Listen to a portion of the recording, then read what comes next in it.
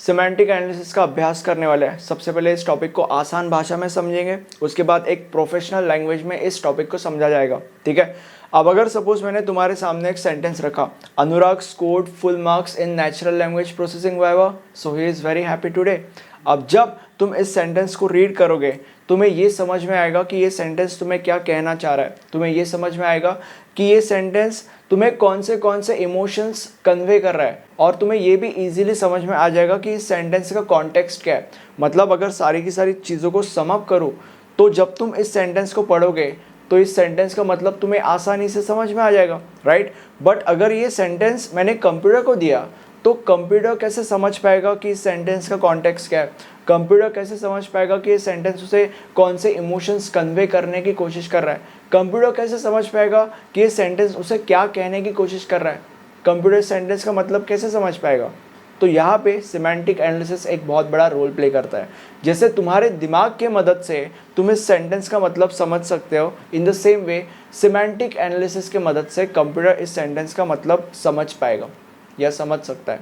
ठीक है, तो सिमेंटिक एनालिसिस ही है। अब अभी तक हमने सिमेंटिक एनालिसिस को एक आसान भाषा में समझा, अब हम सिमेंटिक एनालिसिस को एक प्रोफेशनल भाषा में समझते हैं। सबसे पहले तुम्हें यह समझना पड़ेगा कि सिमेंटिक एनालिसिस एक ऐसा प्रोसेस है जिसके अंदर टेक्स्ट के मीनिंग को एक्सट्रैक्ट किया जाता है। मतलब वही जिसके बारे में हम अभी तक बात कर रहे थे। अब इस लाइन के अंदर जो टेक्स्ट वर्ड मैंने यूज़ किया है, ऐसा ज़रूरी नहीं है कि वो टेक्स्ट हमेशा एक सेंटेंस ही होगा, क्योंकि अभी तक हम सेंटेंस को कंसिडर करके ही आगे बढ़ रहे थे। बट ऐसा ज़रूरी नहीं है कि वो टेक्स्ट एक हमेशा सेंटेंस ही होगा। वो टेक्स्ट कुछ भी हो सकता है, वो एक सेंटेंस भी हो सकता है, वो एक पैराग्राफ भी हो सकता है, वो एक पूरा का पूरा डॉक्यूमेंट भी हो सकता है। फॉर एन ईज हम सेंटेंस को अभी तक कंसिडर कर रहे थे। और ये जो सिमेंटिक एनालिसिस है वो नेचुरल लैंग्वेज प्रोसेसिंग का एक बहुत ही ज़्यादा इंपॉर्टेंट सब टास्क है। और इसी सिमेंटिक एनालिसिस के बहुत बड़े योगदान के वजह से मशीन लर्निंग के बहुत इंपॉर्टेंट टूल्स जैसे कि for example chatbox, search engine वगैरह वगैरह वगैरह चल पाते हैं या फंक्शन कर पाते हैं बहुत ही ज़्यादा इजीली। और अब क्योंकि हम टूल्स की बात कर ही रहे हैं तो ऐसे टूल्स जो सिमेंटिक एनालिसिस ड्रिवन होते हैं, इन टूल्स की मदद से बड़ी बड़ी industries meaningful information automatically extract कर पाते हैं फ्रॉम अनस्ट्रक्चर्ड डेटा।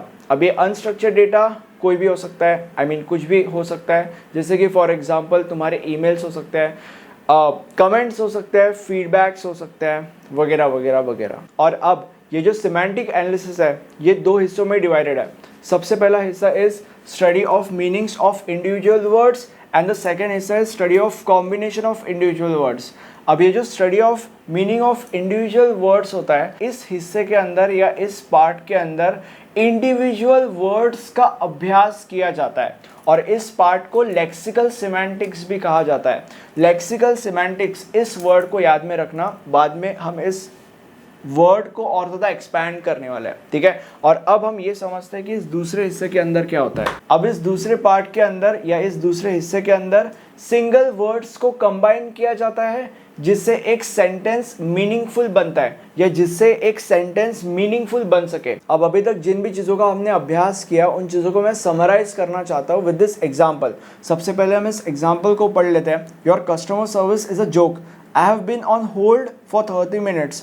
अब जब तुम इस सेंटेंस को पढ़ते हो तुम्हें बहुत ही ज़्यादा आसानी से समझ में आता है कि ये सेंटेंस तुम्हें क्या कहने की कोशिश कर रहा है। तुम्हें सेंटेंस का कॉन्टेक्स्ट समझ में आता है और तुम्हें ये भी समझ में आता है कि ये सेंटेंस तुम्हें कौन से इमोशंस कन्वे कर रहा है। मतलब अगर ऊपर से बात करूँ तो बेसिकली ये सेंटेंस पढ़ने के बाद इस सेंटेंस का मतलब तुम बहुत ही ज़्यादा आसानी से समझ सकते हो। जैसे कि फॉर एग्जाम्पल तुम ये समझ सकते हो कि इस सेंटेंस के अंदर एंगर, ये इमोशन कन्वे किया जा रहा है सामने वाले इंसान को। और ऐसा इसीलिए क्योंकि इस सेंटेंस के अंदर जो कस्टमर है वो बहुत ही ज़्यादा गुस्से में है क्योंकि वो 30 मिनट से वेट कर रहा है, राइट। अब अगर सपोज तुमने इस सेंटेंस को कंप्यूटर को दिया तो कंप्यूटर कैसे समझ पाएगा कि ये सेंटेंस क्या कहने की कोशिश कर रहा है। कंप्यूटर कैसे समझ पाएगा कि इस सेंटेंस का कॉन्टेक्स्ट क्या है। कंप्यूटर कैसे समझ पाएगा कि ये सेंटेंस कौन से इमोशंस कन्वे कर रहा है। तो ऐसा करने के लिए मशीन को ट्रेन किया जाता है, ठीक है। और ट्रेन करने के बाद वो ये समझ पाता है कि अगर सपोज ह्यूमन लैंग्वेज में कोई चीज़ लिखी गई है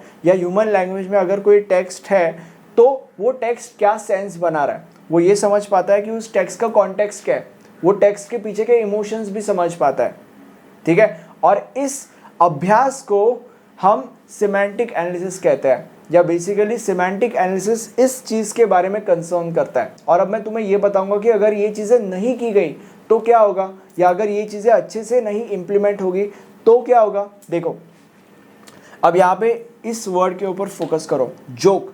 अगर सपोज लेट्स से कोई स्टैंड अप कॉमेडियन है, उसने अगर सपोज मान लेते हैं कोई जोक क्रैक किया, तो अगर तो उसने कोई जोक क्रैक किया तो सामने वाले जो ऑडियंस है वो हंसेंगे, simple as that.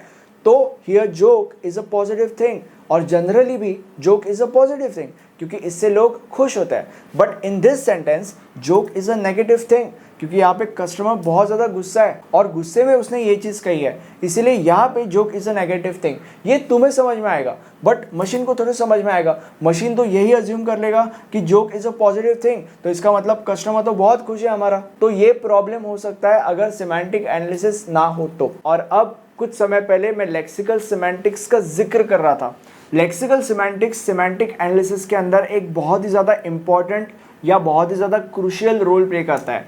Lexical semantics की मदद से कंप्यूटर ये जान पाता है कि एक टेक्स्ट के अंदर वर्ड्स एक दूसरे के साथ किस प्रकार का रिलेशनशिप शेयर कर रहे हैं, और इसी चीज़ के लिए लेक्सिकल सिमेंटिक्स के अंदर बहुत ही ज़्यादा इंपॉर्टेंट कुछ एलिमेंट्स होते हैं, और वो एलिमेंट्स ये हैं: हाइपोनीम्स, meronymy, पॉलीसिमी, synonyms, antonyms and homonyms. और इन्हीं सारे के सारे एलिमेंट्स के ऊपर मैं एक वीडियो बनाने वाला हूँ, जो वीडियो आपको इस प्लेलिस्ट के अंदर मिल जाएगा। अब अभी के अभी वीडियो को पॉज करो और मुझे सच सच बताओ कि आपको ये वीडियो कैसा लगा।